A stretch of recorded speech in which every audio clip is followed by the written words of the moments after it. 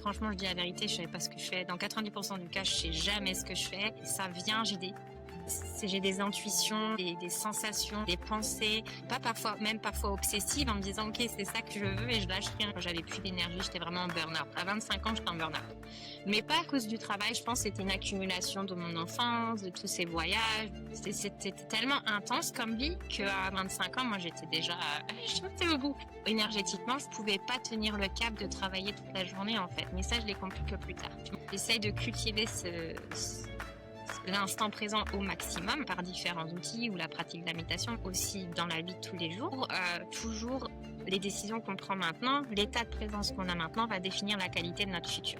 Ce que j'enseigne et ce que je transmets, c'est comment je reviens à un instant présent, comment je reviens dans mon corps, comment je sors de mon mental et je ressens dans mon corps pour que ça aille un impact dans le futur.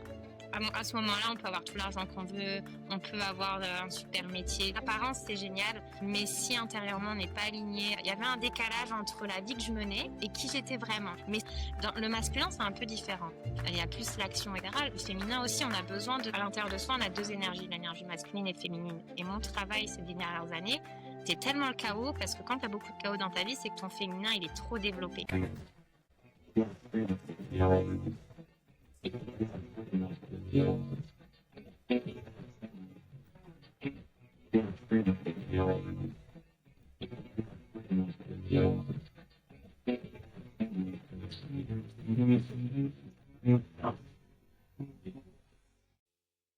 Je rappelle que cet épisode de Business Legend est sponsorisé par notre partenaire BlockTech.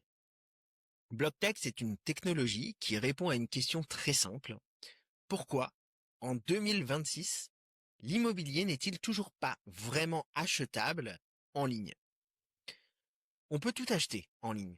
On peut acheter un billet d'avion, investir en bourse ou signer un contrat en ligne depuis son salon. Mais pour l'immobilier, on se contente encore le plus souvent de simples annonces. Aujourd'hui, sur le site d'un agent immobilier classique, on peut consulter des annonces, mais on ne peut pas cliquer pour investir ou pour acheter dans le bien immobilier. Générer des revenus locatifs directement depuis le site de l'agent immobilier. BlockTech apporte une réponse concrète à ce problème.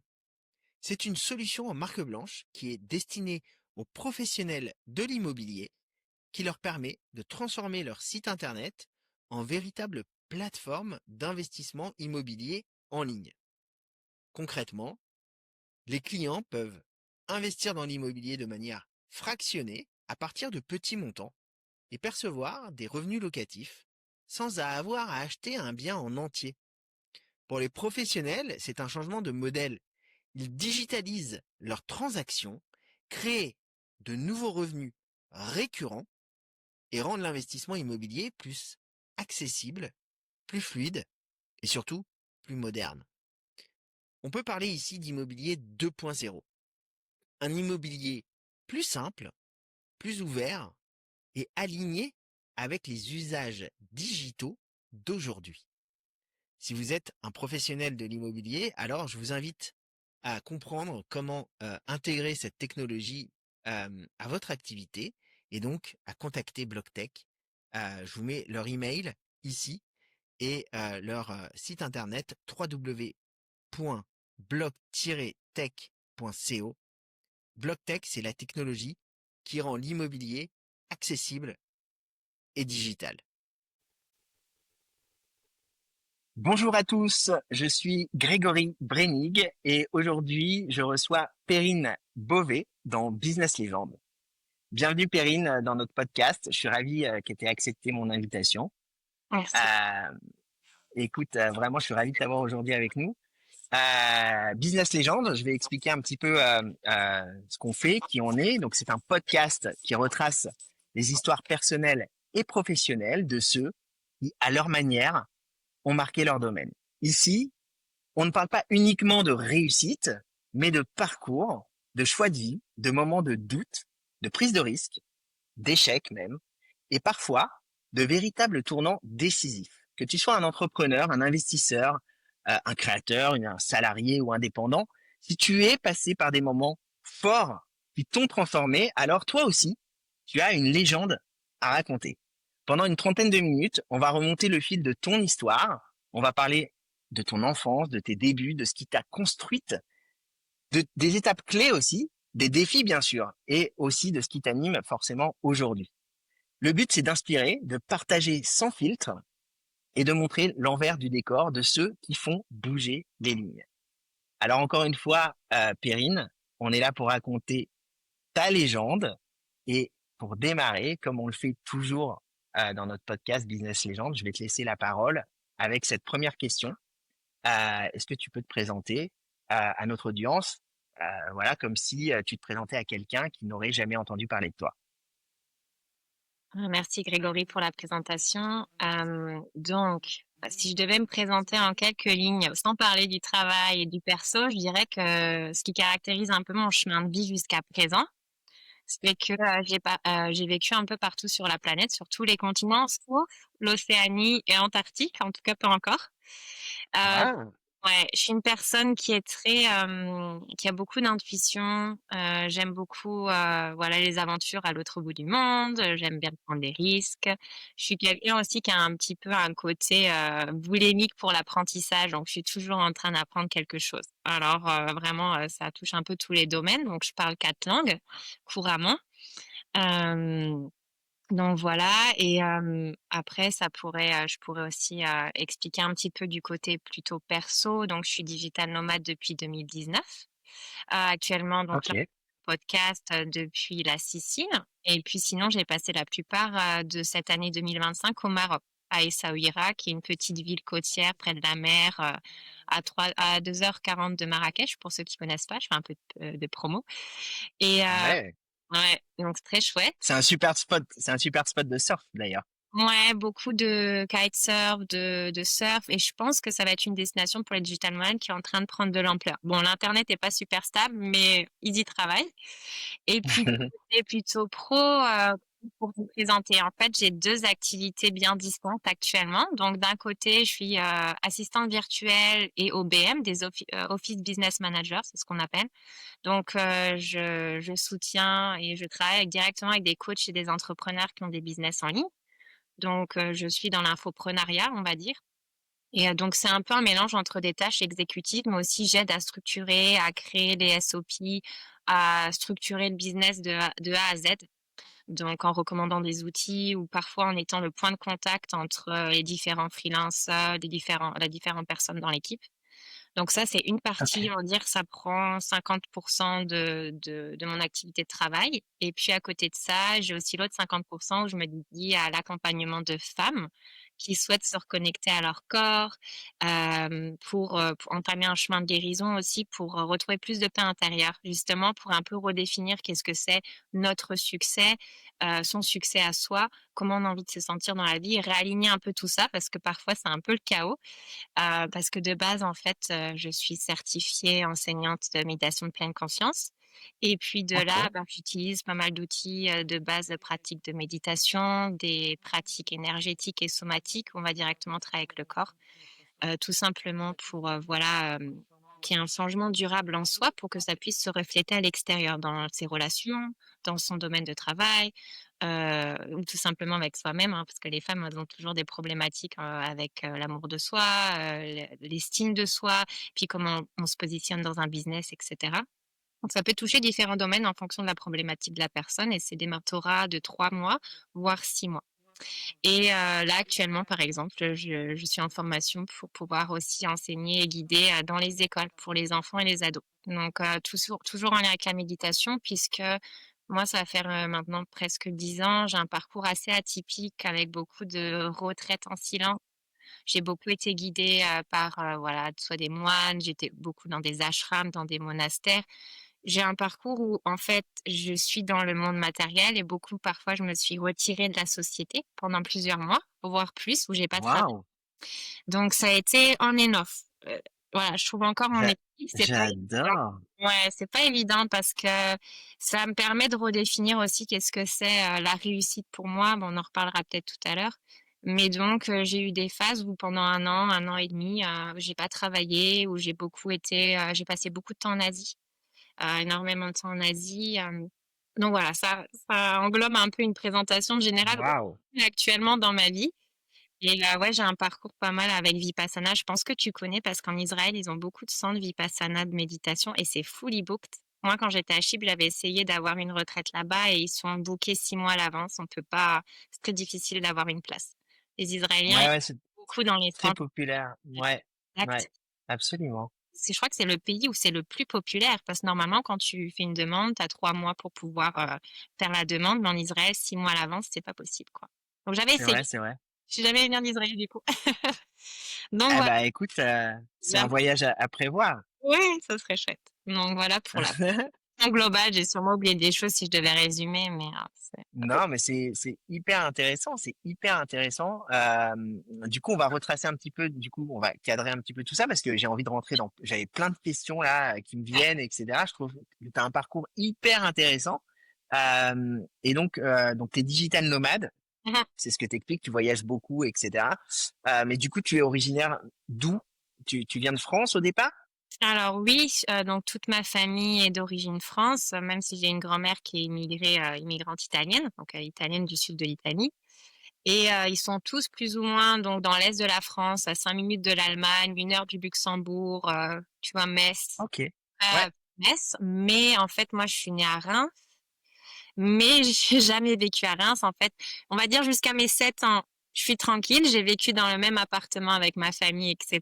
Puis après, à partir de mes 7 ans, tu comptes un déménagement tous les 3 4 ans avec ma famille. Ah oui. Là, Ah jusqu'à d'accord. aujourd'hui, en fait. Donc, ça a Et beaucoup alors, déterminé. et t'as des frères et sœurs? J'ai une petite sœur, oui, exactement. Une petite sœur. Et du coup, alors quoi, vous déménagiez souvent par Oui, la profession de tes parents? C'était rapport à la profession de tes parents? exact. Par rapport au métier de mon père, donc déménagement à peu près tous les 4 ans. Et donc en France principalement, mais j'ai fait toute mon adolescence de mes 12 à mes 16 ans en Outre-mer. Donc je sais pas si tu connais Mayotte. Ouais. Donc j'ai Ouais, grandi. je connais de nom, mais j'y suis jamais allé, bien sûr. Beaucoup de gens qui connaissent pas forcément de nom, mais donc j'ai grandi vraiment entre Madagascar et le Kenya, quoi. C'est une petite île qui est entre Mhm. Madagascar et l'Afrique. Et j'ai grandi sur une île de 17 km². Donc, en 5 minutes, tu avais fait le tour en voiture. Donc, j'ai grandi littéralement avec rien, pas de magasin. Niveau matérialisme, shopping, tu oublies. McDo, tu oublies. Tu trouvais des affaires, tu vois, en plus, quand t'es ado, tu achètes des magazines, tu fais de mode, de jeunes, etc. Ouais, bien sûr. 15 € parce que tout est importé. Donc voilà, j'ai vraiment grandi vraiment parce qu'en plus Mayotte, ça a la caractéristique que oui, donc c'est français, mais à la base ça fait partie des Comores, donc c'est africain. Donc les personnes sont noires, hein, désolé pour le terme, mais et après musulmans. Donc j'ai vraiment grandi dans un contexte où on était 10 blancs dans mon école, une dizaine de blancs pour 1000 personnes, pour 1000 locaux quoi. Et puis musulmans. J'ai compris. Donc ouais, très J'ai chouette. compris, j'ai compris. Ok, et waouh, du coup ça, waouh. Donc déjà à l'époque, vous étiez quelque part un peu nomade. En plus, bon, je suppose que c'était en plus pas très courant à l'époque de beaucoup déménager comme ça. C'était pas aujourd'hui. Je pense que dans le monde dans lequel on vit aujourd'hui, bouger comme ça, changer de pays, c'est de plus en plus le trend, etc. Mais à Ouais. l'époque, nos parents, c'était pas du tout ça. Donc c'est vraiment des expériences pour les enfants. Je trouve que c'est vraiment formidable d'avoir vécu ces moments-là. Ouais. Et du coup, toi, t'étais quel genre de petite fille, quel genre d'élève à l'école? T'étais plutôt bonne élève, t'avais des rêves, comment tu te voyais grandir? Ouais, bah j'adore ta question, elle est chouette. C'est marrant de toujours faire une introspection du passé. Mais oui, moi j'étais très bonne élève, voulais toujours avoir les bonnes notes. Bon, déjà à Mayotte, c'était pas difficile parce que le niveau était très bas, donc j'étais toujours dans les premières. Parce que bon, le Ouais, décalage est énorme entre la langue locale et le français, où voilà, il y a un certain retard. Mais oui, dans toutes mes études, j'ai toujours voulu étudier, j'aimais ça, j'étais tout le temps dans mes bouquins. J'aimais être au premier rang parce que j'aimais pas être derrière, mais comme je déménageais souvent, j'arrivais en cours d'année, donc je récupérais toujours le banc de ah derrière. oui, Et je détestais, ça me frustrait en fait. J'en parlais à une amie, je disais mais c'est pas possible, je devais redémarrer parce qu'il y avait toujours 1 ou 2 mois qui étaient écoulés et moi je devais rattraper le retard que j'avais. Mais oui, j'étais très studieuse, très bonne élève, les bons points, etc. On se lie à ok, génial. Mais alors du l'âge coup, aussi, hein. Ouais, et du coup, alors comment ça se passe? Parce que du coup, à 18 ans, tu dois, voilà, tu as dû avoir ton bac, etc. Et comment derrière, tu as fait des études, tu t'es émancipé, tu t'es dit, je vais aller vivre, moi, j'ai envie d'aller vivre de mon côté parce que moi, mes parents sont, je sais pas où, et du coup, moi, mes études, je veux les faire en France ou je sais pas, dans un pays, etc. Comment ça s'est passé?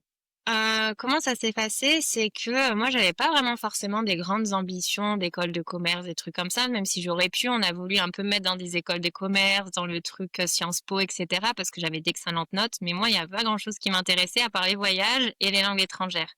Donc, quand je suis Ok. allée au salon, tu sais, les salons d'étudiants, etc., je suis tombée en amour. C'était le coup de foudre avec une école, enfin, une université de tourisme qui est basée à Angers. Donc, c'est à l'opposé de l'Est de la France. À l'époque, je vivais ici, j'ai fait ma dernière année dans l'Est de la France. Et puis, donc, j'ai déménagé pour étudier à la fac d'école de tourisme à Angers, qui existe toujours encore aujourd'hui, pour faire un parcours tourisme et événementiel. Voilà, ça a duré 5 ans, mais sur les 5 ans, j'ai passé en final, j'ai passé 2 ans en France et 3 ans à l'étranger, en sachant que je déménageais tous les 3, 6 mois. Donc, Ah oui. j'ai jamais arrêté cette loupe. C'était incessant en fait depuis mon enfance, plus après les études, puisque là, par contre, c'était un choix personnel. Voilà, je déménageais tous les 3, 6 mois pour des stages et pour des échanges universitaires. Donc, sur 5 ans, au final, j'ai passé des semestres en France et au total, ces semestres accumulés ont fait 2 ans. Et le reste, je suis J'ai partie. compris. Voilà. J'ai compris. Et du coup, toi, donc tu pars dans cette université, dans ce domaine d'activité qui est le voyage. Mm, mm. Et puis, t'as une idée en tête vers quoi tu voudrais aller. Tu veux aller voyager, bosser dans des hôtels, faire du management, j'en sais rien. C'est quoi l'idée derrière tout ça?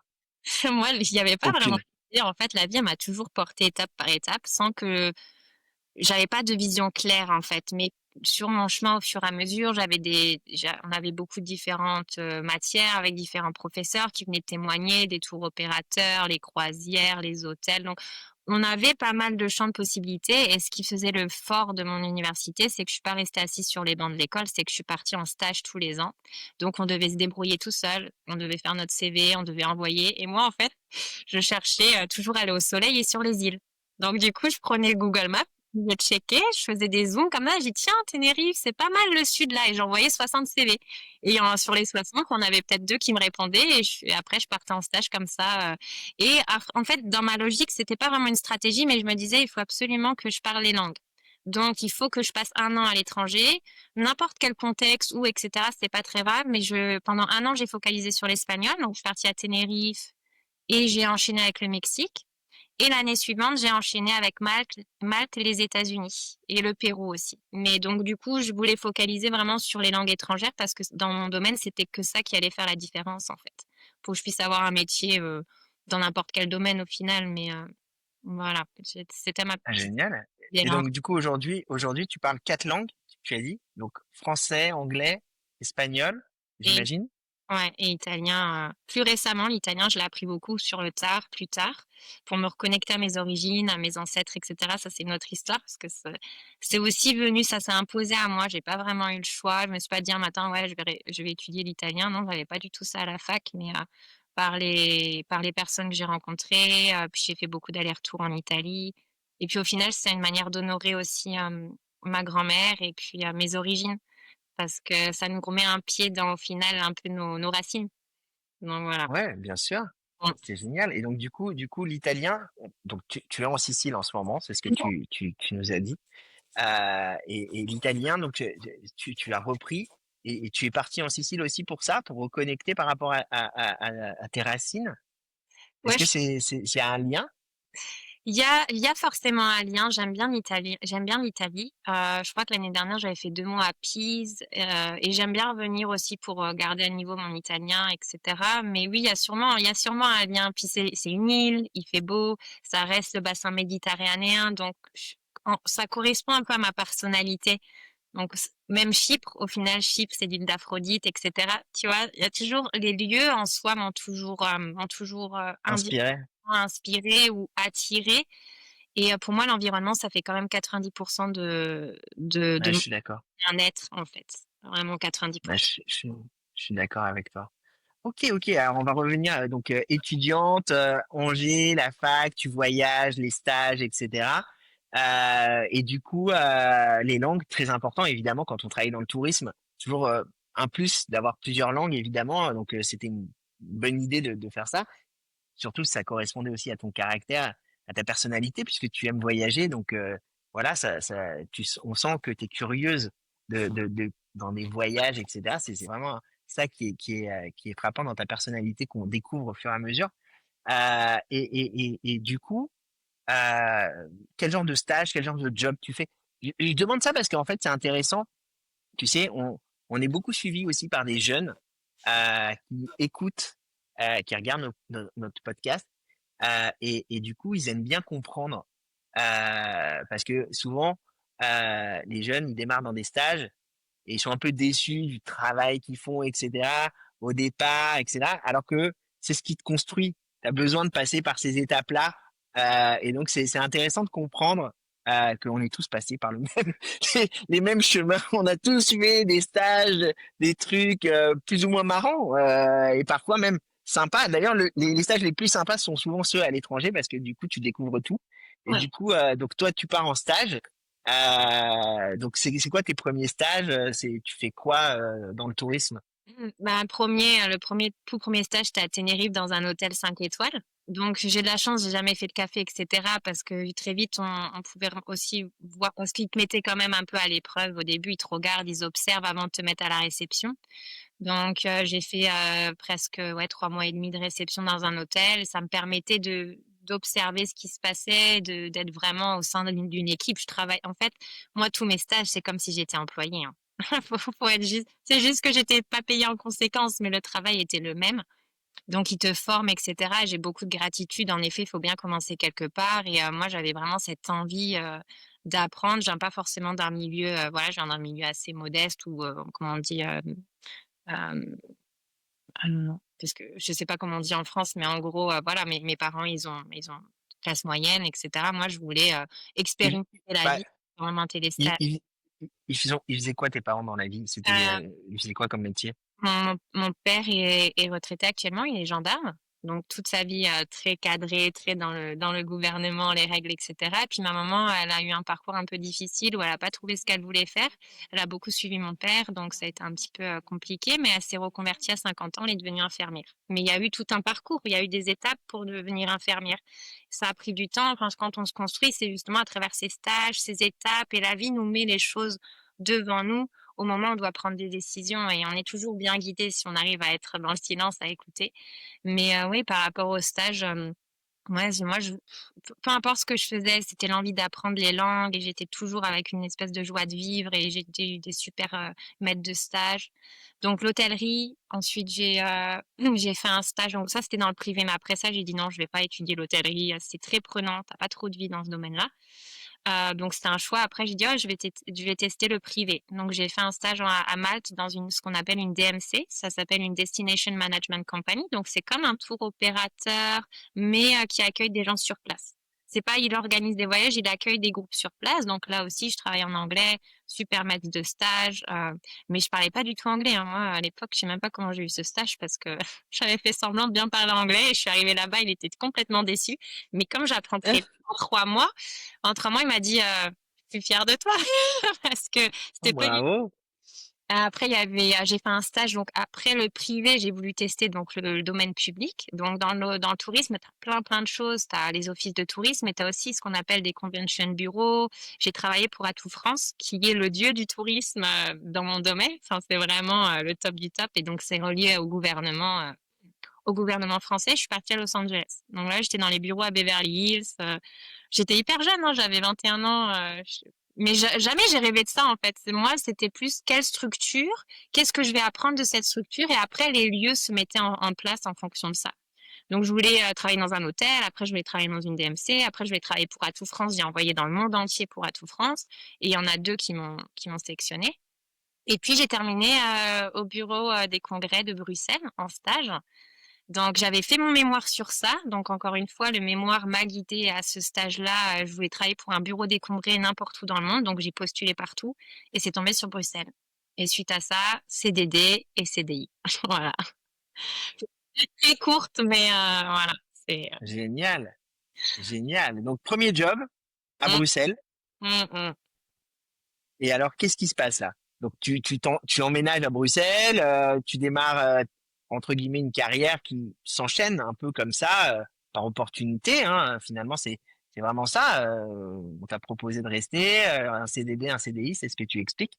C'est ça. Euh, et donc, tu construis ta vie. C'est quoi ta vision à ce moment-là, qui est pas vraiment alignée avec du tout ce que tu fais aujourd'hui. Donc, c'est ça qui est marrant. Ouais. C'est Qu'est-ce que tu vois à ce moment-là quand tu es à Bruxelles?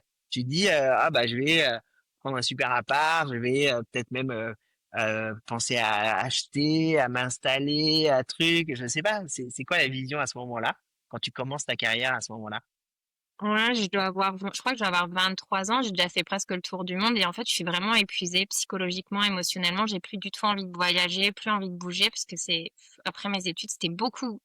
Imagine, tous les 3, 6 mois, t'absorbes tellement de choses, de nourriture, de langue, de gens, puis tous les chocs aussi. En une année, j'avais fait Beverly Hills et après, je suis allée vivre à Cusco. Donc, moi, j'étais perdue dans la vie. Je me disais, mais c'est quoi le modèle? Qu'est-ce que je dois suivre? Voilà, bref, plein de questions au lieu d'avoir des réponses. Et quand j'arrive à Bruxelles, ben ça s'est fait au fur et à mesure. Je me suis jamais posé la question. J'ai accepté le CDI. J'étais trop contente. J'adorais mon métier vraiment. En plus, je travaillais dans une branche qui a rien à voir avec ce que j'ai étudié. J'ai été représentante des associations internationales pour le gouvernement bruxellois. Donc vraiment, j'étais toute seule dans ma petite structure. J'avais juste un manager et de temps en temps, il y en avait pas, donc j'étais vraiment seule. Où je formais des stagiaires. J'avais toujours une stagiaire. Enfin, j'ai adoré ce que j'ai fait. Je crois que j'ai fait ça presque 4 ans. Je suis partie un peu avant 4 ans. Et je voyageais mais ponctuellement. C'était pas. J'avais des collègues qui voyageaient énormément. Moi, ça va. C'était plus des événements sur Bruxelles. Donc ça correspondait à mes études parce que j'avais l'aspect. J'étais dans un office de tourisme. Je faisais des projets d'événements, donc j'étais dans l'événementiel. Et en plus, il y a se rajouter cette notion intéressante des associations internationales qui sont chères à mon cœur parce que c'est un domaine que j'adore. Voilà. Et à Bruxelles, oui, après à ce moment-là, moi, il faut savoir que quand je me suis installée à Bruxelles, j'allais déjà pas très très bien, donc dépression, etc. Il y avait beaucoup de choses dans ma vie qui étaient très difficiles. Donc c'est plus un aspect, je vais plus se prendre sur un aspect spirituel des choses. Il y avait un gros décalage entre j'avais beaucoup de contradictions intérieures. Donc j'aimais mon travail, mais en même temps, Bruxelles, c'est un environnement qui n'était pas adapté pour moi. Voilà, la ville, etc. J'aime Bruxelles, il y a plein de choses à faire. Tu as le monde entier qui est à Bruxelles, vu que tu es à la Commission européenne, je pouvais parler toutes les langues, Ouais. j'avais des amis de partout. Mais avec le recul, je sais, comme on disait tout à l'heure, 90% de mon bien-être est lié à l'environnement. Ça ne me correspondait pas du tout. Et donc, bon, j'ai eu plusieurs dépressions, des problèmes avec l'alimentation, beaucoup, beaucoup de problèmes de santé pendant 4 ans qui sont remontés à la surface, etc.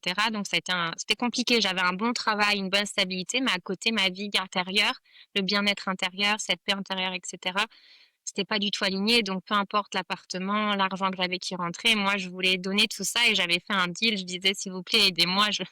Enfin, quand je parle de Dieu ou l'univers, etc., on peut l'interpréter comme on veut, mais j'avais dit, il faut que je retrouve quelque chose à l'intérieur de moi qui était en train comment on dit, s'effioler, s'étiffoler. Oui, ouais. Ouais, c'était vraiment Je- difficile. Donc, si tu gardais le sourire et que tu allais au travail, mais je me forçais vraiment. Quand j'avais plus d'énergie, j'étais vraiment en burn-out. À 25 ans, j'étais en burn-out. Mais pas à cause du travail, je pense que c'était une accumulation de mon enfance, de tous ces voyages, de tous ces. C'était tellement intense comme vie qu'à 25 ans, moi, j'étais déjà, j'étais au bout. Et que, énergétiquement, je pouvais pas tenir le cap de travailler toute la journée, en fait. Mais ça, je l'ai compris que plus tard. Mon type Ok. énergétique ne peut pas travailler de 8 heures à 7 heures du soir, quoi. Mais donc, voilà, c'est pas le cas pour tout le monde, mais les personnes comme moi qui sont très sensibles, qui ont beaucoup euh, voilà, qui sont sensibles un peu à tout, à leur environnement, ils vont avoir plus de mal à tenir sur le long terme. Travailler dans un open space, c'est difficile pour moi. Quand il y a du bruit, c'était difficile pour moi. Donc, j'avais toujours un casque sur les oreilles. Mais voilà, à Bruxelles, ça m'a formée. J'étais indépendante à 100%. On me faisait confiance. Moi, à 23 ans, j'avais des dossiers, des clients, et tout le monde, voilà, me déléguait des trucs parce que je travaillais très bien. Et j'aimais C'est ça. intéressant. C'est hyper intéressant ce sujet que tu abordes parce que du coup, alors on va tirer le fil doucement, doucement, mais Ouais. qu'est-ce qui s'est passé? Comment tu as compris? D'abord, on va expliquer parce que moi ça m'intéresse Ouais.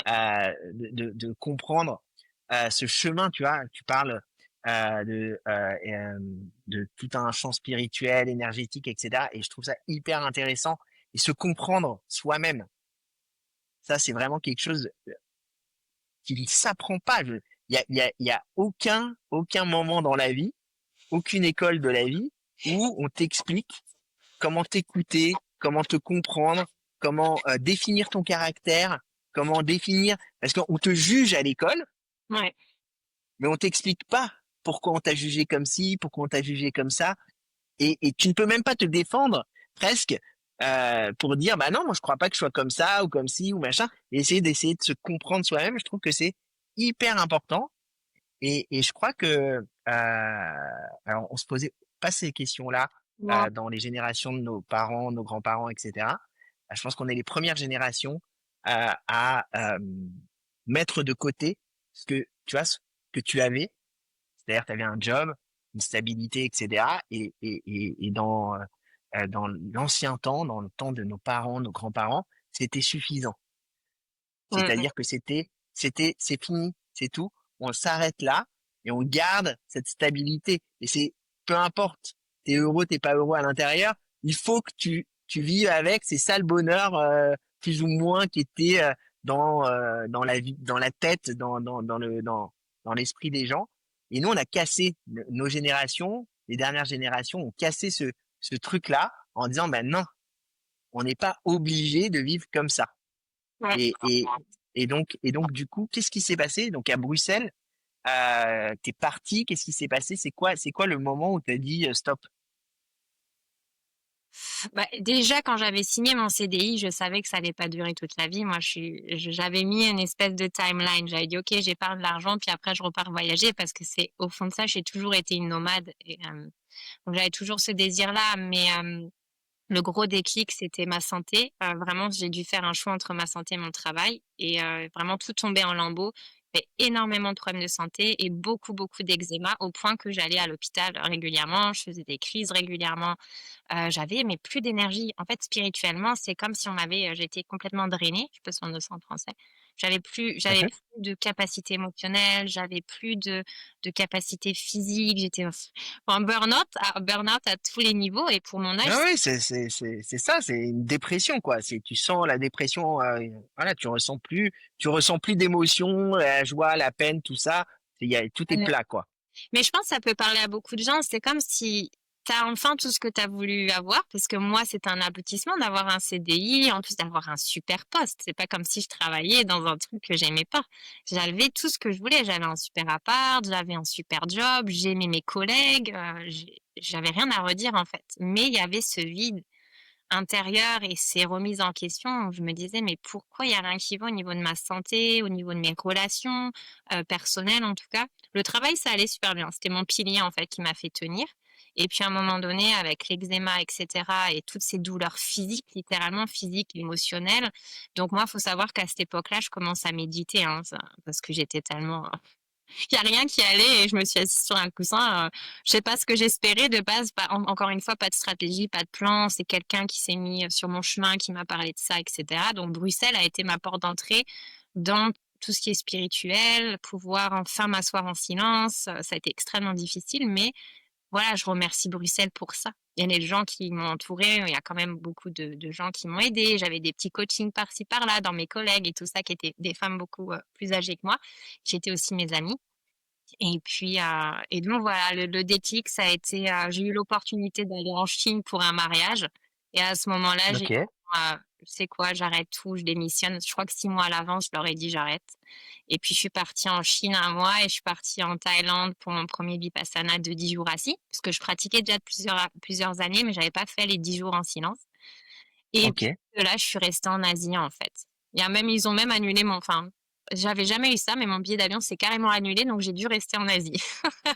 Et donc, pendant 1 an et demi, j'ai pas travaillé suite à ça, mais le gros déclic, ça a été la santé, parce que à ce moment-là, on peut avoir tout l'argent qu'on veut, on peut avoir, un super Bien métier. sûr. Dans les apparences, c'est génial, mais si intérieurement on n'est pas aligné, il y avait un décalage entre la vie que je menais et qui j'étais vraiment.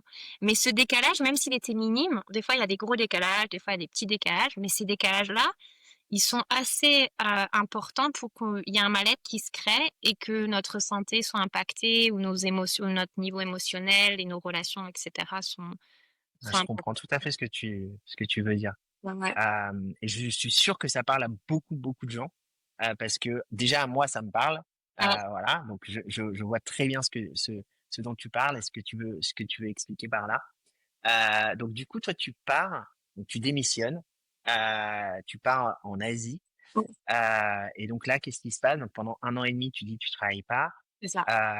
et comment tu rebondis? Qu'est-ce qui va se passer? C'est quoi la suite? Parce que imagine que tu pars dans une spiritualité, et puis aussi dans de la curiosité parce que tu découvres un nouveau monde, même si tu as beaucoup voyagé, je pense que c'est aussi quelque chose que tu as en toi ou tu aimes bien, voilà. Tu redécouvres un petit peu le soleil, peut-être les îles en Thaïlande, etc. Et donc peut-être que tu vas reprendre un peu d'énergie par rapport à cet environnement dont Ouais. tu parlais qui conditionne beaucoup, à 90% de ton truc. Et aussi, est-ce que du coup, ça c'est important, est-ce que du coup, ça a un impact direct, cet environnement, sur ta santé? Que ça n'allait pas très bien. Est-ce que tout de suite, il se passe quelque chose? Ça a mis du temps, mais c'est vrai que la transition Bruxelles à l'Asie et puis d'arrêter complètement de travailler, puis d'avoir d'obligations, et de recalibrer. En fait, c'était pas que je travaillais plus, c'est juste les temps de pause qu'on a dans nos vies. On le voit toujours comme quelque chose où il se passe rien, mais en fait, c'est là où il se passe tout. C'est-à-dire qu'il y a tout s'arrête et j'ai le temps d'être en introspection, d'être en silence, mon corps se repose. Donc il y a toute cette partie de régénération qui va se recréer en moi, émotionnellement, physiquement, mentalement. Hem et oui, en fait, il y a eu c'est vrai que j'étais au soleil, il y a eu les îles en Thaïlande, les gens que j'ai rencontrés à ce moment-là, c'était des entrepreneurs. Donc déjà, il y avait des nouvelles graines qui se plantaient, mais c'est très difficile de faire un deuil d'une vie qu'on a eue et d'aller dans la nouvelle. Et entre la vie qu'on a eue et la nouvelle qui nous attend, il y a ces phases-là où il se passe rien, où il se passe la confusion, le chaos. On ne sait pas. En fait, moi, j'avais aucune idée de ce que je voulais faire. Tout ce que je voulais, c'était récupérer ma santé. Donc, j'ai misé sur ça. J'ai remangé correctement. J'ai fait beaucoup, beaucoup de médecine alternative. J'ai pris soin de moi. Je me suis reposée, mais sans me mettre de la pression, me disant qu'est-ce que je vais faire. J'avais une petite idée, mais rien de concret. Et puis, je passais pas du tout à l'action. C'était juste, je vivais le moment présent. Et puis, j'étais je passais beaucoup d'heures à méditer. J'aime bien dire que je traînais avec les moines, c'était un peu mes amis en Thaïlande. Donc, je passais, voilà, j'étais sur du 5-6 heures par jour, des fois à méditer debout, en marchant, assis, les discours. Et en fait, il y avait plus que, puisque plus rien n'avait d'importance dans le monde matériel, du travail, etc., bah, je me suis un peu j'ai mis toute mon énergie dans ça. Ce que je disais tout à l'heure, des fois, je vais on est dans le monde matériel, puis après je me suis retirée. Et l'objectif, enfin, l'intention, c'est quand même de trouver un bon équilibre dans sa vie quotidienne entre les deux. Parce que j'aurais pu ne jamais revenir aussi. Mais je suis revenue. Mais pour répondre à ta question, oui, ça m'a aidé. L'environnement m'a aidé parce que je retrouvais les îles, je retrouvais le soleil, je retrouvais ce que j'aimais. À Bruxelles, j'ai eu de la pluie pendant 4 ans. Moi, j'ai payé ma dette. Je dis toujours que j'ai payé ma dette. Je signe plus, quoi. J'aime, mais je signe plus, quoi. J'ai aimé, mais Bon. c'est long pour un certain temps. Donc oui, il y a eu 1 an et demi où j'étais en Asie, puis après j'étais au Portugal aussi. Je fais pas mal de trucs à droite à gauche, mais voilà. Ok, ok. Et donc du coup, qu'est-ce qui se passe à ce moment-là? Donc, tu es en Thaïlande, tu voyages, cette introspection, la méditation beaucoup. Ça t'a appris quoi sur toi? Est-ce que à quel moment tu ressors, pour dire bon bah maintenant je vais me remettre au travail, il faut que je retrouve une voie. Ouais. Est-ce que c'est une idée? Est-ce que c'est un besoin?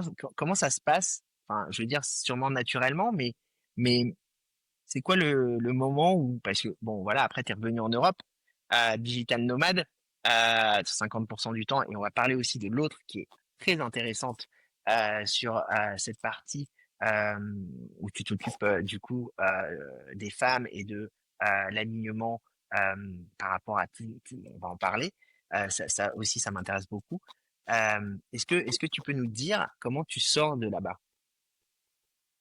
En fait, il y a eu une expérience dans ma vie, c'est quand je suis sortie des 10 jours de méditation de Vipassana. Faut savoir que c'est extrêmement difficile. Ça a été un choc, hein.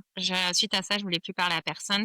Euh, il y a quelque chose qui s'est ouvert en moi, mais c'était beaucoup de souffrance. Là, je le dis comme ça, etc., avec des étapes différentes. Mais il faut savoir qu'il y a beaucoup de souffrance à ce moment-là. Je nettoie beaucoup de choses, je prends conscience de beaucoup de choses. Et donc, c'est comme si je me prenais des murs et c'est assez violent. Donc, c'est comme une ouverture de conscience assez rapide. Et bon, je vais peut-être pas rentrer dans ça, mais c'est comme s'il y a un saut quantique qui se passe où je sais pas ce qui se passe, mais tout se recalibre à l'extérieur de moi suite à ces 10 jours en silence. Et donc ça va se faire au fur et à mesure. Et c'était pas forcément un besoin, j'avais pas genre: «Ouais, il faut absolument». Moi, je voulais pas être entrepreneur. Jamais de ma vie, je voulais être entrepreneur. J'étais traumatisée, de la fac, on avait fait un projet et cetera. Ça m'intéressait pas du tout. J'avais cette idée que c'était compliqué, chiant, qu'il fallait faire des business plans, des business marketing. Moi, tout ce que je voulais à ce moment-là, en fait, je pose des intentions. Je suis tellement connectée avec mon corps, avec moi-même, avec le silence qu'en fait, moi, je me disais: «OK, qu'est-ce que je fais là dans ma vie? J'ai plus rien. De toute façon, je peux plus rien perdre. J'ai plus rien. J'avais perdu mes amis, j'avais plus d'appart, j'avais plus d'argent qui rentrait. Donc, en fait, je me suis dit, OK, j'ai envie de faire, j'avais vu les trucs de digital nomade en ligne. Ça faisait déjà quand j'habitais à Bruxelles, je voyais et je me disais, OK, j'aimerais être digital nomade. Mais dans la liste de ce que je voyais sur Internet, il y a rien qui me correspondait. Les trucs, tu sais, les trucs de codage et tout, pas du tout mon délire. Et je voyais qu'il y avait assistant virtuel. Et donc, pendant, je crois que c'était en septembre, je suis allée en Inde faire un panchakarma, me nettoyer de l'intérieur, ça c'est un autre sujet. Mais suite à cela, pareil, comme j'ai nettoyé des choses au niveau de mes organes et j'ai fait ce panchakarma pendant 1 mois dans un hôpital, je me suis nettoyée de toutes mes toxines. Physiquement, j'ai changé aussi. Pareil, nouveau saut quantique et ça s'est accéléré. Je crois qu'en septembre, je pose l'intention de travailler moins et gagner plus et de travailler en ligne. Et alors que j'ai pas de contact, je connais rien, je sais pas ce qu'il faut faire. Je m'assois en méditation à ce moment-là parce que j'ai tout perdu en fait. J'ai plus rien. Donc je m'assois et je suis pas stressée et j'ai des choses qui ressortent.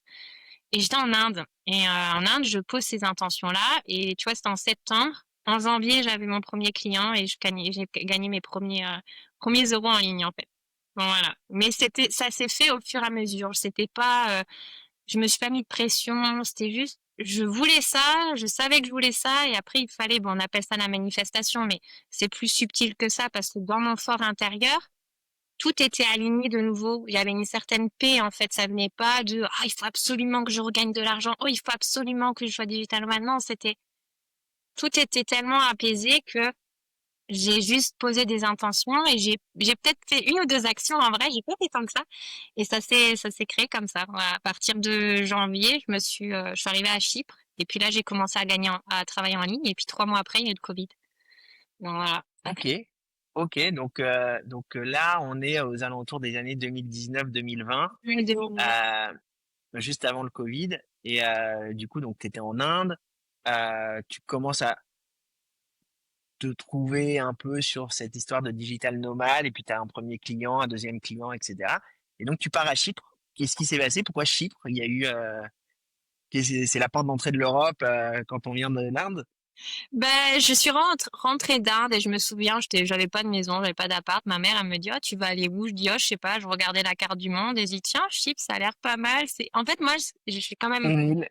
en addiction avec les îles. Je pense qu'on l'aura compris. Légère addiction, mais je me soigne.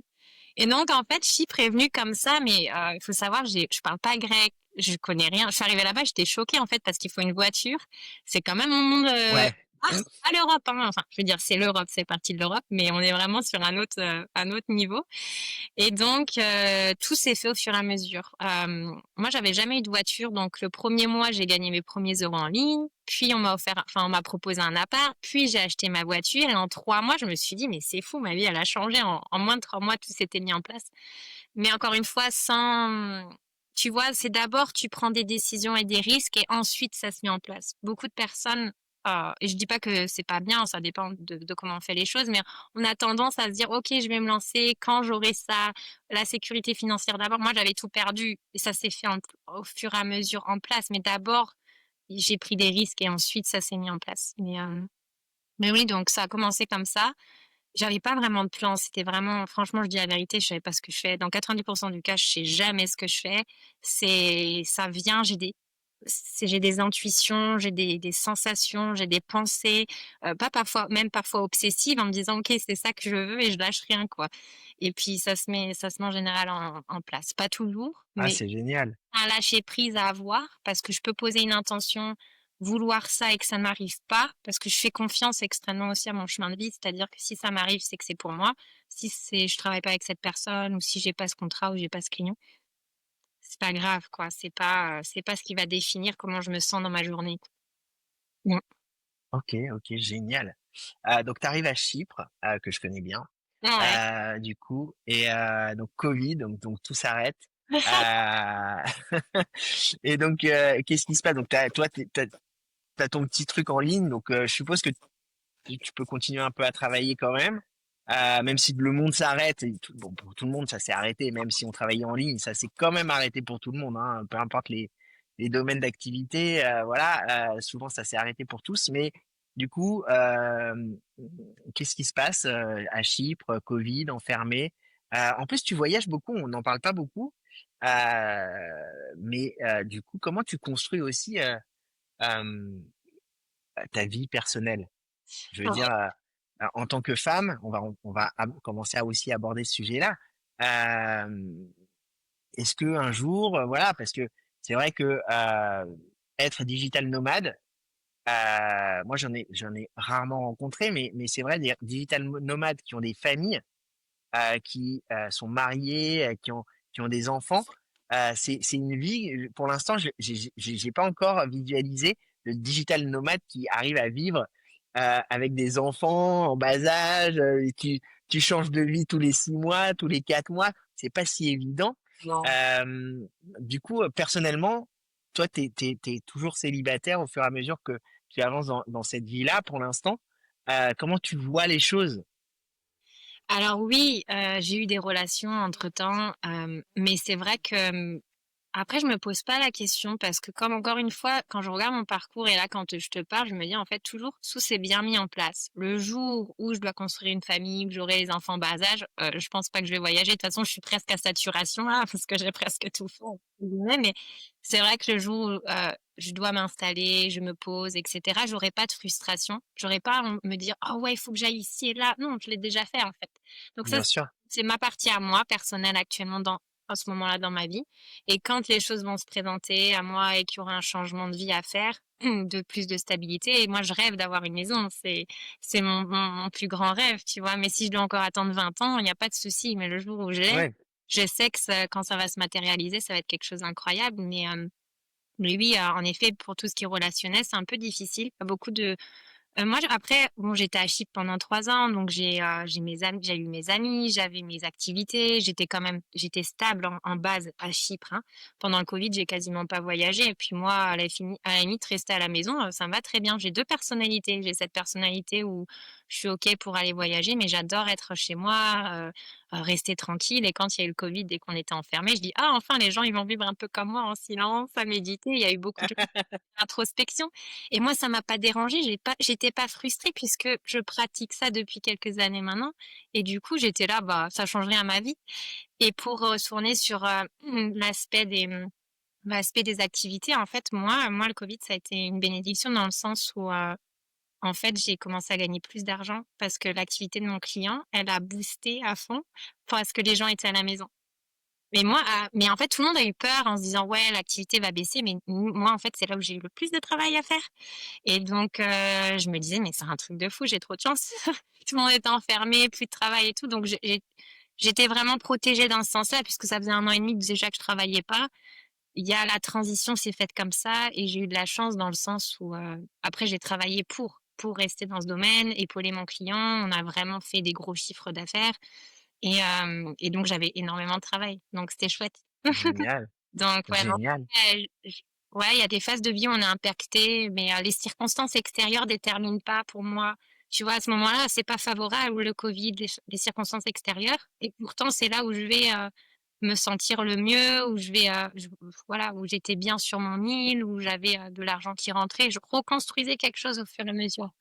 Je sais pas si ça fait sens, mais Ouais, ouais, bien sûr, je comprends très bien ce que tu veux dire.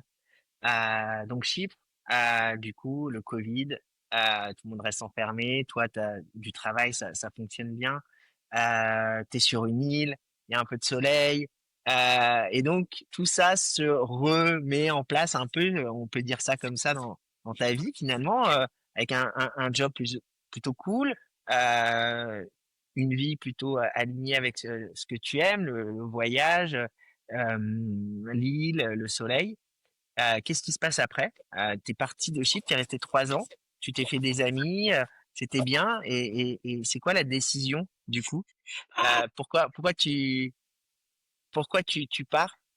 Non, c'est intéressant, parce qu'en fait, à chaque fois que tu fais ça, il se passe toujours quelque chose de positif. Ouais, ouais. Et c'est ça qui est intéressant. Et moi, j'aimerais que les gens écoutent ça parce que ça, c'est vraiment, vraiment, et c'est ce que tu disais parce que tu le fais sans jamais aucun plan. Tu sais pas où tu vas, tu sais pas ce qui se passe. Il se passe toujours quelque chose, en fait, de positif. Et Mm. ça, vraiment, les gens, moi, j'ai entendu combien on a entendu de personnes. Moi, j'ai des amis qui sans arrêt me disent oui, attends, dès que j'aurai ça, alors je pourrai faire ça, etc. Machin. Et en fait, ils font jamais rien Ouais, c'est ça. Mm. à force d'attendre. Et toi, c'est hyper intéressant parce que d'abord tu fais, tu sais pas ce qui se passe, et puis après on verra bien, quoi. Et ça, non mais c'est un peu la définition quelque part d'un entrepreneur à succès, véritablement, je te le dis, parce que tous les entrepreneurs qui n'ont pas eu de succès, ils ont fait des milliards de business plans qu'ils n'ont pas réussi à appliquer, et tous ceux qui ont eu du succès, c'est ceux qui ont pas fait de business plan, qui sont partis dans une direction complètement dingue où on dit mais qu'est-ce que tu fous, n'importe quoi. Ouais. Et en fait, boum, ça marche quoi. Ouais. Oui, non, c'est une bonne question. Merci Grégory pour toutes tes questions pertinentes. Et c'est vrai que, bon, on dit comme ça a l'air facile, mais ça demande énormément d'énergie de changer d'endroit, de changer d'environnement, de reprendre des décisions. J'ai eu beaucoup de moments où j'étais au fond du trou. Alors, faut pas le cacher non plus. C'est vraiment un moment de désespoir profond où tu te dis, mais là, je vais pas sortir la tête de l'eau, c'est pas possible, je vais pas y arriver. Et au final, bon, comme tu dis, chaque changement va amener aux étapes suivantes. Mais chaque personne, chaque humain sur cette terre a un fil rouge conducteur. Et si on arrive à suivre, chaque vie est différente, chaque parcours est différent, on ne peut pas se comparer les uns avec les autres. Mais comme tu disais, on n'est pas enseigné à l'école de se comprendre, de se connaître soi-même, parce qu'on est toujours évalué sur des critères extérieurs. Mais une fois qu'on arrive à maîtriser qui on est, c'est-à-dire aussi comprendre nos émotions, comprendre ce qui se passe dans notre esprit, mais vraiment de manière profonde, de pouvoir observer, etc. Il y a plein de choses qui vont déclencher suite à ça. Et donc oui, donc mon changement par rapport à Chypre, ça va être donc là j'étais bien pareil, je me suis refait une petite situation pendant 3 ans, tout bien, pépère. Et puis en fait, j'ai ma sœur qui m'avait appelée, qui me disait qu'elle voulait aller en Inde. Et moi j'essaye. Ça a déjà fait ça 2 fois que je suis allée en Inde 3 fois, mais j'ai fait 2 fois dans un hôpital ayurvédique. On appelle des panchakarma. Donc c'est pour, entre guillemets, rester en bonne santé. Si tu as des problèmes de santé, ça peut les rééquilibrer, mais en général, c'est l'idée de rester en bonne santé. C'est que ce sont des cures de détox qui durent assez longtemps, qui comprennent alimentation, massage et médicaments à base de plantes. Donc je prends ma sœur, moi j'avais déjà fait une fois, donc ma sœur me dit j'aimerais bien y aller. Donc je lâche tout, je dis pendant un mois, je prends un mois off après 3 ans de travail. Et donc, on est allé en Inde un mois, puis je suis restée en Asie, en fait. Je suis jamais revenue à Chypre. Mais j'avais même pas enlevé mes affaires de l'appartement, pour te dire. Donc, ça veut dire que je pars en Asie. Non, mais après, sur le coup, je me dis, franchement, qui fait ça? C'est pas très responsable. Mais comme j'ai jamais de plan et de projet et que je sais pas ce qui va se passer, je vais en Asie avec ma sœur, un mois en Inde, elle rentre en France, et puis moi, je continue en Asie. Je voulais retourner en Thaïlande, etc. Donc, j'ai fini par rester 7 mois en Thaïlande, puis je suis retournée en Inde, et puis je suis allée au Népal. Donc ça a duré 1 an, toute cette histoire. Et là, en fait, j'avais tout de nouveau, Grégory. J'avais absolument tout, l'argent en ligne, le travail, mon client, stabilité, confiance, tout allait bien en fait dans ma vie. Et puis j'avais toujours un peu cette idée en tête, qui sont des idées un peu folles, hein. Moi, mes parents sont absolument pas, ils se demandent ce qu'ils ont fait au bon Dieu, mais à un moment donné, je me dis, oh voilà, il faut absolument que je ça avant que j'ai des enfants et que je me marie, et cetera. Ça m'a pris comme ça, mais ça faisait déjà quelques années que ça traînait en moi, mais je n'osais pas passer à l'action. Et en fait, l'idée, c'était de faire 3 mois sans ordinateur, sans téléphone et de faire 1 mois dans des ashrams ou dans des monastères. Donc, Ok. je suis en Inde et je pars au Népal. J'arrête avec mon client actuel, j'arrête mes coachings, et cetera. Je mets tout ça de côté et je prends 3 mois off pour moi. Mais c'est-à-dire que je suis coupée du monde puisque je ne parle même plus à ma famille pendant 3 mois. Que j'aime profondément, mais j'ai voulu faire un test. Normalement, si je vais à l'hôpital ayurvédique en Inde, je coupe avec ma famille 1 mois, les réseaux sociaux, tout ça, je regarde pas. Là, j'ai poussé jusqu'à 3 mois. 3 mois, c'est extrêmement long. Donc, j'avais fait 1 mois où j'étais volontaire avec 200 enfants dans un ashram au Népal, que j'ai adoré. J'enseignais l'anglais, Waouh. rien à voir. Mais voilà, ça fait partie de mon chemin de vie, ça fait partie de ce que je dois redonner, et cetera. Donc moi, j'adore. J'enseignais l'anglais aux enfants pendant 1 mois et je donnais un coup de main dans l'ashram. Il y avait quand même 200 personnes, donc c'est un gros truc. Donc c'était à Katmandou, ça. Et puis après, je passe 1 mois au monastère tibétain qui s'appelle Kopan. Donc Kopan Monastery, c'est là où il y a le plus de moines tibétains. C'est la maison mère, entre guillemets, des moines. Et tu vas retrouver une filiale à Dharamsala dans le nord de l'Inde où il y a normalement Dalai Lama. Donc ça, tu as une filiale qui s'appelle Tushita Meditation. C'est un centre qui est rattaché à Kopan. Donc là, pareil, tu as les enseignements.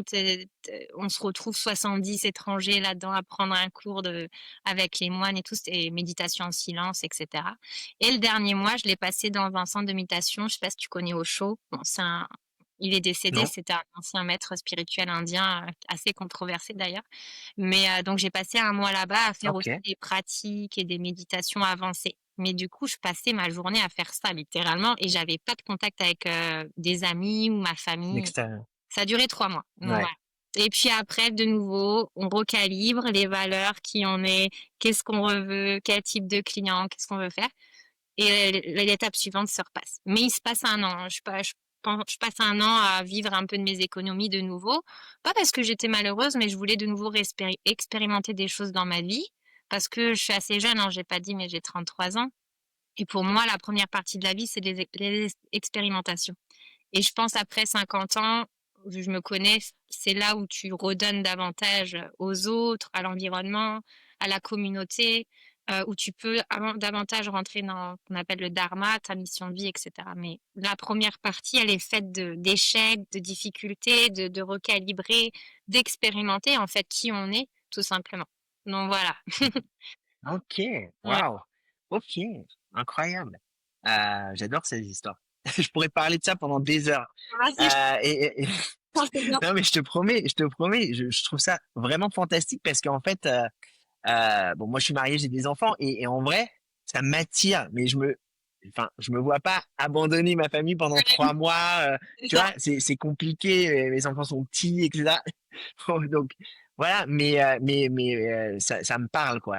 Ça, c'est vraiment et tu vois, tu le dis et c'est bien de passer ce message-là parce que tu vois, moi, je suis pas bloqué parce que évidemment, j'aime ma femme et mes enfants, mais c'est bien de pouvoir faire ça dans ces âges-là où tu vas expérimenter ces choses-là, etc. Et moi, j'étais pas ouvert à l'époque, quand j'avais 20 ans, 25 ans, j'étais pas encore ouvert à ce genre de choses.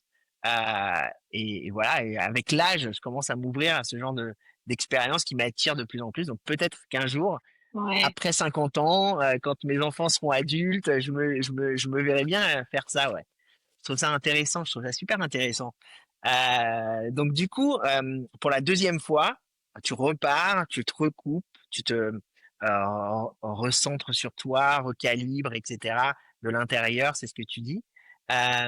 Et donc, tu vas ressortir de cette vie dans laquelle tu t'es réenfermé, réaligné. Donc la première fois, t'es parti, t'es arrivé à Chypre, et donc la deuxième fois, tu repars d'Inde. Qu'est-ce qui se passe? C'est quoi le moment où tu te dis c'est bon pour moi, c'est le moment où il y a une opportunité, où tes parents, ou qu'est-ce qui se passe?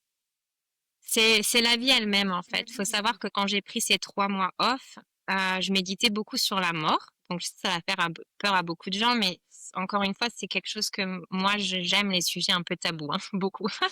Mais donc, la mort Non, est non, mais c'est bien. mon fil conducteur pendant 3 mois. Et en fait, j'ai eu la grâce de pouvoir avoir l'information que mon grand-père allait mourir. Donc quand j'étais à mon 3e mois, mon grand-père avait 94 ans et j'étais en train de méditer et cetera et puis, j'étais très agitée, j'avais des pensées, j'avais beaucoup d'émotions et donc j'ai su que mon grand-père allait mourir, mais j'avais pas de contact avec ma famille et avant que je fasse ça, mon grand-père allait très bien. Donc à ce moment-là, j'ai l'information, donc mes 3 mois se terminent et je suis rentrée en France pour dire au revoir à mon grand-père. Il est mort, 3 mois après. Voilà. Waouh. Donc c'était en fait, ce qui est fou, c'est je me dis: «Ça, c'est un des plus beaux cadeaux qu'on peut pas payer avec de l'argent», tu vois?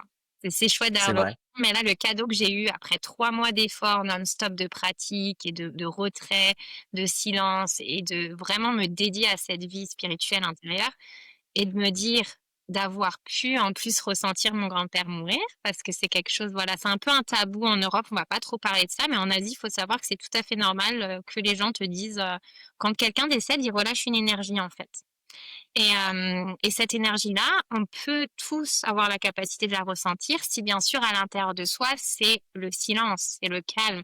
Si on est trop pollué par le mental, trop pollué par nos émotions, des conflits intérieurs, on va rien ressentir et en plus, comme on est dans un deuil parce qu'on sait que la personne va mourir, on est totalement fermé à toutes les énergies subtiles. Et en fait, moi, comme C'est j'avais vrai. 3 mois sans aucune pollution mentale puisque j'avais pas d'ordi, pas de téléphone, pas de travail, j'étais complètement à l'intérieur de moi-même. Quand je suis rentrée en Europe, en fait, ça a été ma porte d'accès pour pouvoir ressentir mon grand-père qui décédait, en fait. Et ça a été un super cadeau. Bon, c'est un peu bizarre de parler de ça ici sûrement, mais c'était vraiment, Non, non. je souhaite que beaucoup de personnes se rendent compte que voilà, la mort au final pour moi c'était de sentir mon grand-père décédé et de ressentir l'amour parce que ça relâche une énergie et ça relâche de l'amour en fait. Et c'est des sensations que tu peux avoir dans des états modifiés de conscience ou quand tu es dans des états profonds de méditation. Mais là, j'ai su que c'était mon grand-père parce qu'il y avait il y avait les indications. J'étais en train de conduire une voiture et c'est là que j'ai ressenti cet état d'être. Et en fait, il était midi sur, tu sais, où tu vois l'heure quand tu roules. Je vois midi. Ouais. En fait, j'arrive à destination, mon père m'appelle, il me dit que mon grand-père est décédé et en fait, je demande à quelle heure il est décédé et c'était midi. Et donc en fait, si tu veux, je savais que c'était lui parce que j'étais en train de conduire une voiture, j'étais pas en train de méditer. Sinon, j'aurais dit: «Ah oui, je suis en train de méditer, c'est juste un état qui est en train de passer». Mais là, c'était pas possible, j'étais en mode ce qu'on appelle le pilotage automatique. Donc j'étais en train de la musique, de réfléchir dans ma tête et pouf, d'un coup, il y a quelque chose qui me traverse et en fait, je me suis dit: «C'est le plus beau cadeau que j'ai pu m'offrir en prenant ces 3 mois en silence». Même si mes parents forcément n'étaient pas ma mère était pas très, parce que tu donnes pas de nouvelles, pas donner de nouvelles. Donc il y a quand même Ouais. aussi les gens vont pas forcément comprendre. Mais pour ceux qui restent dans le monde, matériel, ça passe 3 mois, ça passe vite, tu es tout le temps occupé et pour moi, c'est passé à des moments, c'était très lent, très difficile, je voulais aussi pas Ouais, bien sûr, donc voilà, il y a eu ce bien sûr. c'est ça, c'est la mort de mon grand-père qui m'a fait rentrer en Europe et puis de là, j'ai repris mes activités en ligne. Je me suis dit: «Je l'ai fait une fois, je peux le refaire une deuxième fois» et puis j'en suis où j'en suis aujourd'hui, quoi. Voilà. OK, OK, OK. Waouh! Ouais. D'accord et donc du coup, et on n'a pas parlé de cette partie-là, de coaching, de femmes et cetera. Ça m'intéresse beaucoup. Comment tu es arrivée dans ça? Pourquoi? C'est quoi le moment où tu te dis, «J'ai envie de parler de ça, j'ai envie d'explorer, cette partie-là»?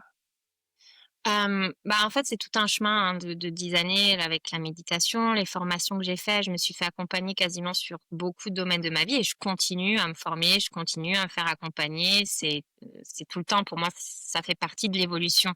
C'est une évolution de ton être, de ta conscience, de ton âme et cetera. Donc moi, je m'arrête jamais et je m'arrêterai jamais parce que c'est juste pour ce pourquoi je suis venue ici. J'aime apprendre, comme je disais, j'ai un peu un côté boulimique, mais c'est pas apprendre au niveau mental.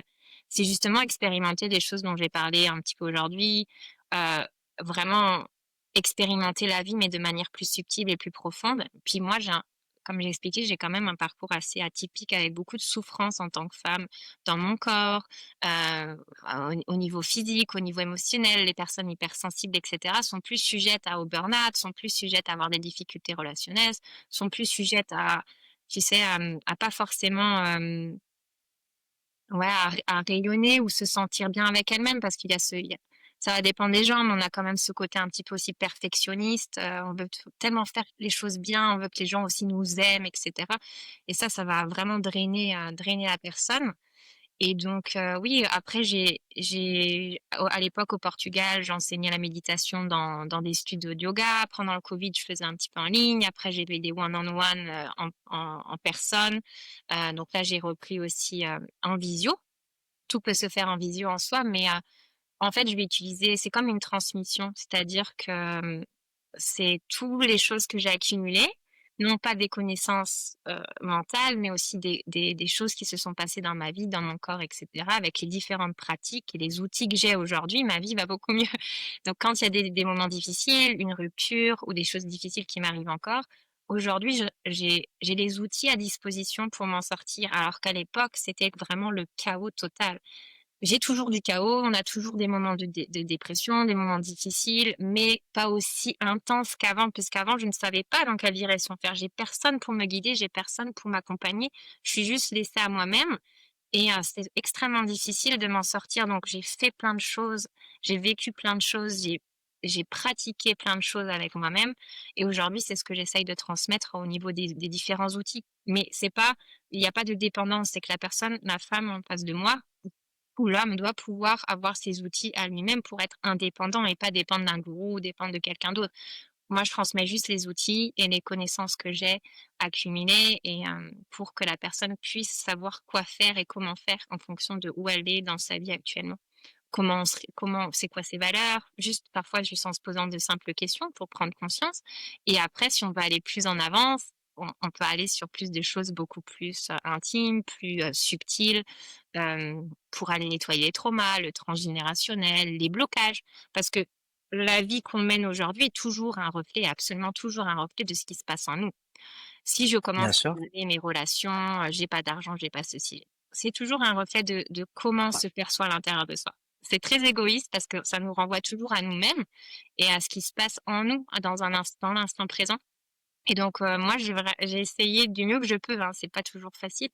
J'essaye de cultiver l'instant présent au maximum par différents outils ou la pratique de la méditation, mais aussi dans la vie de tous les jours pour, toujours les décisions qu'on prend maintenant, l'état de présence qu'on a maintenant va définir la qualité de notre futur. Donc ce que j'enseigne et ce que je transmets, c'est comment je reviens à un instant présent, comment je reviens dans mon corps, comment je sors de mon mental et je ressens dans mon corps pour que ça aille un impact dans le futur. Pour avoir et on n'a pas un impact en faisant un business plan, on a un impact en revenant dans l'instant présent, dans comment je me sens maintenant en tant que femme, quelles sont mes valeurs, qu'est-ce que je veux, quelles sont mes qualités, sur quoi je pourrais être payée par exemple, et comment je me mets en avant, comment je développe cette estime de moi, cette confiance en moi, mais et c'est pas quelque chose de mental, c'est quelque chose qui va se passer directement avec notre corps. Quand on fait les pratiques somatiques, on va directement aller nettoyer ce qui se passe, les blocages, ils sont dans le corps. Ils sont dans le niveau cellulaire, ils sont donc quand on va directement travailler avec le corps, il y a des choses qui vont remonter à la surface et à ce moment-là, il y a des choses qui se débloquent à l'extérieur. Mmh, Comme je parlais des sauts quantiques avec les différentes expériences que j'ai eues, que ce soit un nettoyage ou une détox naturelle ou que ce soit un vipassana, il y a un saut quantique qui se fait à ce moment-là. Donc on saute un peu des étapes, mais parce que le corps est un petit peu mis à rude épreuve et on va nettoyer tout ce qui a plus besoin d'être. On fait de l'espace à l'intérieur et l'espace va se créer à l'extérieur. Donc je sais pas moi, un nouveau client, un nouveau pays, une nouvelle opportunité, mais tout ça avec un lâcher prise. C'est pas genre: «Je veux ça, il faut absolument» en tout cas pas Bien sûr. féminin. Dans le masculin, c'est un peu différent, tu vois? Il y a plus l'action et cetera. Le féminin aussi, on a besoin de à l'intérieur de soi, on a 2 énergies, l'énergie masculine et féminine et mon travail ces dernières années, c'était tellement le chaos parce que quand tu as beaucoup de chaos dans ta vie, c'est que ton féminin, il est trop développé. J'avais beaucoup très sensible, très gentil, très, pas poser de limites et cetera. Je pense que ça va plus parler aux femmes, mais si ça, c'est pas contenu dans un masculin et ce masculin-là, tu dois le développer avec toi-même. Donc c'est comme si 2 énergies ensemble, elles doivent travailler ensemble et pas l'une contre l'autre. Et moi, pendant longtemps, c'était le chaos et c'était le bazar et ma santé était il y a des décalages, il y a des ouais, on va se sentir vraiment très mal parce que ces énergies-là, elles sont pas équilibrées, elles travaillent pas ensemble. Et que ça soit quand on soit trop dans une énergie masculine, il y a des femmes qui gagnent des millions d'euros qui sont très, très bien. Elles ont un business qui roule et cetera, mais elles sont très, très dans le mental et très dans l'énergie masculine. Et il peut y avoir un conflit qui se crée à l'intérieur de soi et quand même de pas sentir, tu vois, je le décris comme un vide. C'est un vide intérieur, en fait. Donc dans les 2 cas, ça peut être soit un masculin trop développé, soit un féminin trop développé. Il faut pouvoir aller travailler ça. Mais c'est un quelque chose qu'on apprend au fur et à mesure et c'est un travail de longue haleine et je pense que ça prend Waouh! une vie. Pour moi, ça prend toute une C'est vie. Même pour les hommes, hein, aller toucher sa part de féminité, d'être ouvert aux émotions, d'accueillir ses émotions, d'accueillir l'émotion de son partenaire. Parce que les hommes, ils ont beaucoup peur des émotions. Donc quand une femme, elle est peu émotionnelle, c'est possible que d'un coup, tu vois, l'homme va se refermer parce qu'il est comme tu disais, les générations, de nos grands-parents, de nos arrière-grands-parents, c'était pas ça du tout, c'est très fermé. ah oui. Pas mes émotions. C'était aujourd'hui d'ailleurs, on découvre d'ailleurs même avec cet effet un peu libératoire, Oui. voilà, très libre des hommes, des femmes, etc. de notre génération, on découvre même des hommes qui ont une féminité, une sensibilité beaucoup plus, et peut-être même qu'ils auraient caché s'ils avaient vécu. Et nos grands-parents, si ça se trouve, avaient les hommes cette sensibilité, cette hypersensibilité qui était très difficile pour eux peut-être de vivre avec. On sait pas parce on peut pas avoir ce retour d'expérience aujourd'hui. Mais Ouais. c'est vrai qu'aujourd'hui et l'inversement, on a des femmes aussi pareil qui peuvent se révéler dans cette masculinité dont tu parlais, etc. Je trouve ça hyper intéressant. Mais du coup, toi, tu fais pas que exclusivement les femmes, tu fais aussi pour les hommes. Oh, bah, après ça dépend. J'ai eu quelques demandes, mais ça va dépendre de la problématique, en fait. Mais, en fait, j'ai si D'accord. je vais avoir 3 volets. Le premier volet, ça va être la méditation pure et dure. C'est, puisque de base, j dans les programmes MBSR, c'est comment j'apprends à méditer, quels sont les outils que je peux mettre en place au quotidien pour être moins stressée, pour gérer mes émotions. J'aime pas ce mot, mais c'est gérer mes émotions. Donc j'ai, ce programme où c'est juste comment on apprend à méditer du début, pour utiliser ces outils au quotidien. Donc, voilà, ça c'est le premier volet, juste méditation. Comment je l'implémente dans mon quotidien, parce que ça peut être des pratiques de 5 minutes. Tu as des méditations, actives, tu as des méditations en silence. Il y a plein de choses que tu peux implémenter dans ton quotidien pour développer cet état de présence dont je te parlais et donc j'accompagne sur ça, sur, plusieurs séances, ça dure en tout cas 8 semaines, le programme. Ensuite, tu as le Ok. 2e volet où ça va être plus avec des problématiques particulières. Par exemple, je prends, voilà, les femmes, c'est souvent la gestion des émotions et cetera. Comment j'aime pas dire gérer parce qu'il y a rien à gérer, mais je vais leur apprendre à observer et ça touche un peu toutes les sphères, mais ça va toucher les sphères le mental, les émotions, le corps et donc en fonction de la problématique, je vais adapter les outils, je vais adapter, la perso j'ai beaucoup d'intuition, donc je travaille en fonction de ça. Je vais souvent dire des choses aux gens sans m'en rendre compte, mais c'est ce qu'ils ont besoin d'entendre. Bon ça, des fois, ça dépend comment c'est interprété, mais donc je vais utiliser beaucoup mon intuition, et cetera, pour guider et transmettre des outils dont la personne a besoin actuellement. Et le 3e aspect, c'est beaucoup plus ça, c'est encore autre chose. On va peut-être toucher plus la sphère intime, donc tout ce qu'on va en lien avec l'utérus, avec ce qu'on appelle la yoni, qui est l'organe génital de la femme, pour pouvoir en fait, avoir un autre rapport au corps. Voilà, sans forcément être dans une relation, hein, mais ça va être plus, pour aller débloquer ça peut être un outil de ça peut être des outils de guérison, aussi des outils de manifestation, des outils tout simplement, voilà, pour aller, re ré se reconnecter avec son énergie vitale. Donc Ok. ça dépend, mais c'est 3 choses différentes, hein, je parce qu'en général, en fonction de où tu en es dans ta vie, tu as pas forcément besoin du même accompagnement.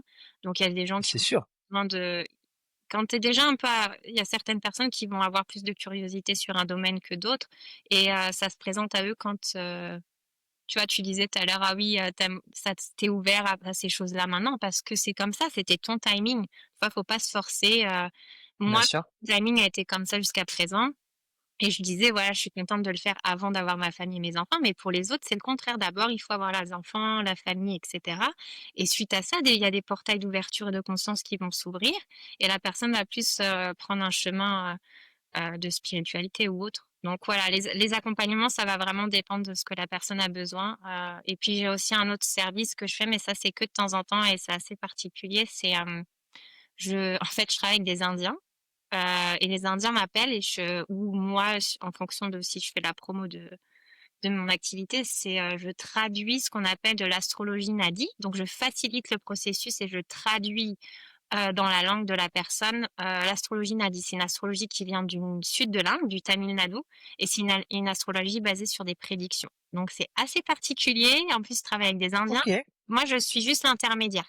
C'est-à-dire que j'ai compris. un processus de 5 heures en général, il y a 2 Zooms et c'est vraiment, particulier. Mais bon, après, si les personnes sont intéressées, je mettrai le lien, sous la vidéo. Ah Mais bah oui, oui, on mettra tous les liens, tout en descriptif du podcast et de la vidéo, bien sûr. ouais. Non, c'est hyper intéressant. Écoute, merci pour ce partage, Perrine.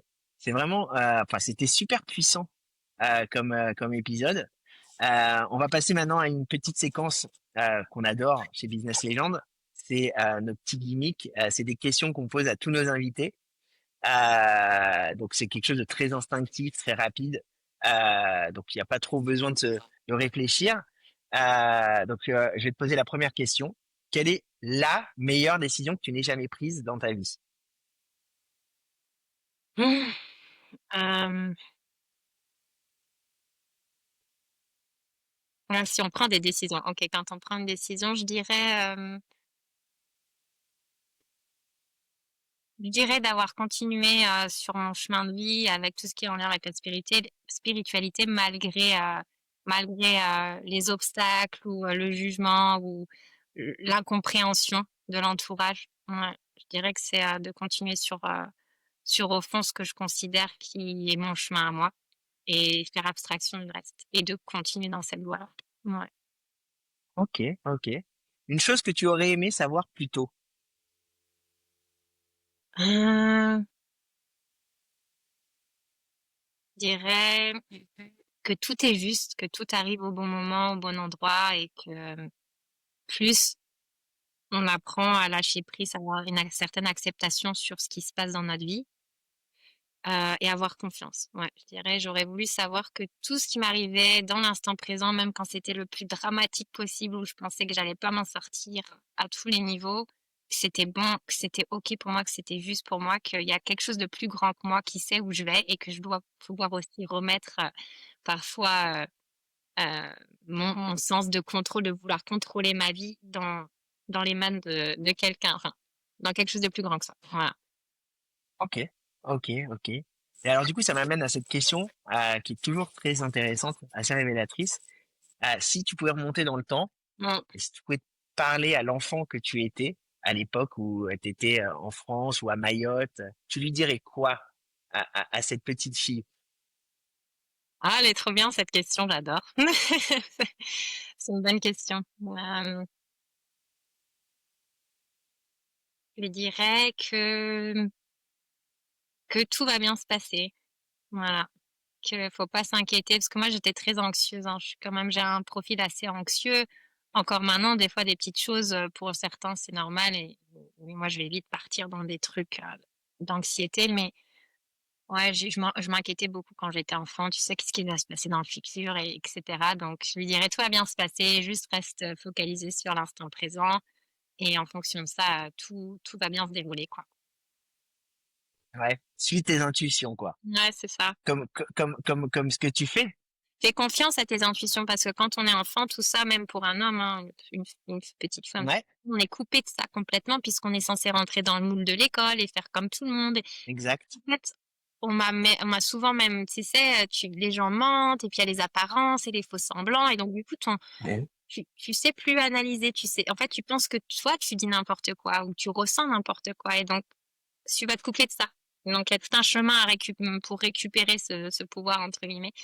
Ouais, donc Ok, ok. Et du coup, on arrive à la fin de ce podcast. C'est un épisode super intéressant. Vraiment, j'ai adoré aborder tous ces thèmes avec toi, Perrine. Et je voudrais finir avec cette dernière question qui est, je pense, une question à laquelle personne n'a la bonne réponse. Et la réponse est toujours différente, pas en fonction des gens, mais en fonction des périodes de vie.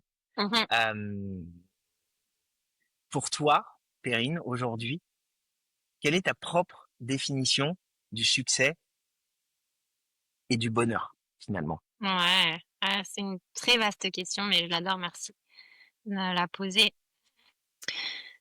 Je pense que le succès, peu importe que ce soit relationnel, matériel, le succès au niveau de sa santé, de la relation avec ses enfants, et cetera, pour moi, c'est se connaître et être en paix avec soi-même à l'intérieur. C'est-à-dire que tout ce qui va découler de ce que je dis, de ce que je fais et de ce que je suis, ça part d'une base de paix et pas d'une base de blessure.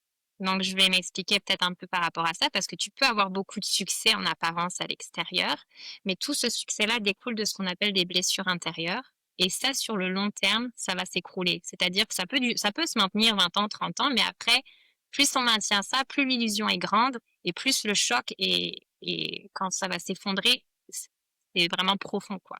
Alors que quand tu pars d'une base de paix intérieure, que je disais, ces états d'être qu'on peut ressentir en soi, et en fonction de là, tout découle de nous au final.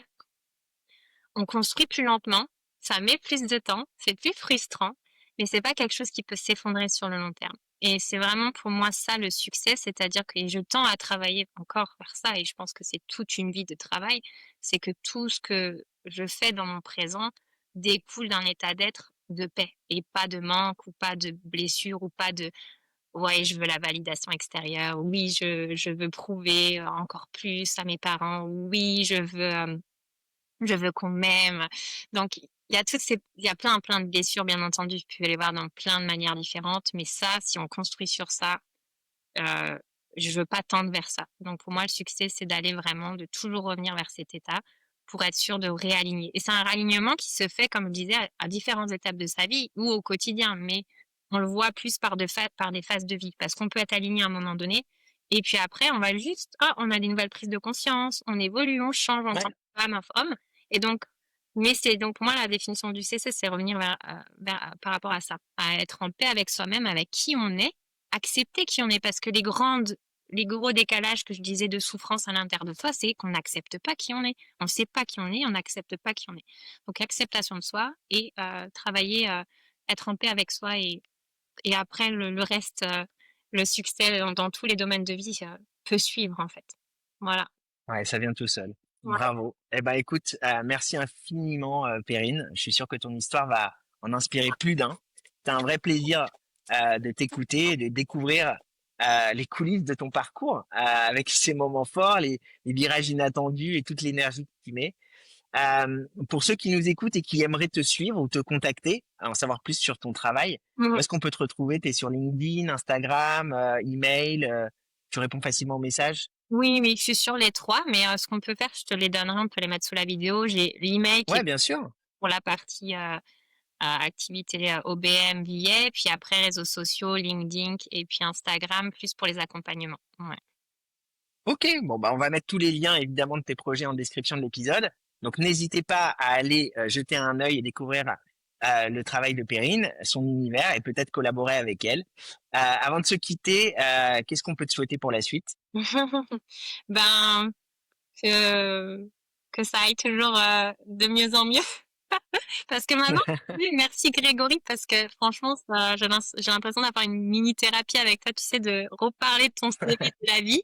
Je me dis, waouh, au final, on a tendance à prendre un peu les choses pour acquis et voilà, juste me souhaiter que tout aille bien dans mon domaine professionnel et privé et voilà, parce qu'on a vraiment tendance à penser, oh, ce qu'on a aujourd'hui, c'est normal. Mais quand je te parle maintenant, je me dis, mon Dieu, mais les épreuves et les difficultés et chaque personne doit traverser ces épreuves-là au final parce que ça vient construire notre personnalité et ça nous amène aux étapes suivantes. Mais voilà, j'ai beaucoup de gratitude pour tes questions, pour ce podcast. Merci pour l'invitation. C'est vraiment Bah merci à toi, merci, merci beaucoup. aujourd'hui. Merci. Merci à vous. Merci à tous qui nous écoutez, qui nous suivez sur Business Legend. Si cet épisode vous a plu, pensez à vous abonner, à partager autour de vous et surtout à laisser un petit commentaire ou une note sur la plateforme d'écoute préférée que vous utilisez. Et on se retrouve très vite pour une nouvelle histoire, un nouveau parcours, une nouvelle légende. Merci, à bientôt et merci beaucoup, Perrine. Au revoir à tous.